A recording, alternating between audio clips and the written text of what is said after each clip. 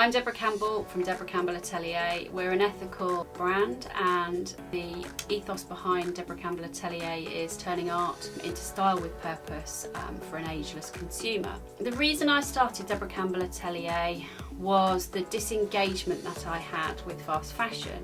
Having worked in fast fashion for nearly 18 years, I became very disillusioned. Being part of the problem from the 90s right through to the 2000s, whereby the industry became very quick, almost seasons don't exist, and there's new stuff in the stores every week. Back in the 90s when I started, that didn't happen. There were particular seasons and there was less of a drive to get the next thing, the next thing, the next thing.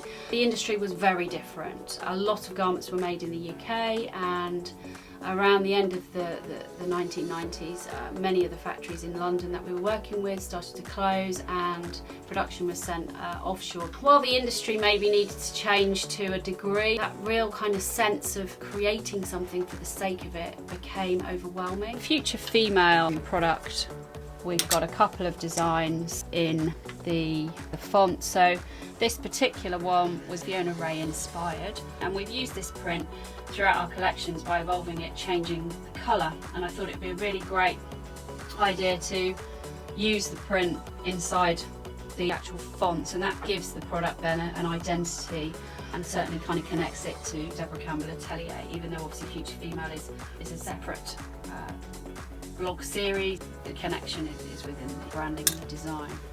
The whole idea that I knew where my garments were being made, and actually some of the factories we worked with, if not most, had workers there who were paid well and were not mistreated. But there was then this drive to bring that price down, and I just couldn't see where that would go in terms of the sustainable element and the ethics behind it, because driving price down means somebody loses out somewhere, and usually it is the factory. The disillusionment came from an overconsumption, and also the sustainable factor of lower prices would mean less pay for workers, and certainly that didn't really sit, and also landfill, and where was all our stuff going. And we're much more aware now, even I set up Deborah Campbell Atelier in 2014 and I left the industry, as in fast fashion industry, in 2012. So we're more advanced now in terms of what we see and what we believe and where we're going in terms of that circular economy approach to product and design. So I believe there's change, and I do believe I'm a very small part of that change, but it can't change without all the big retailers coming on board and help to change consumers' attitudes as well.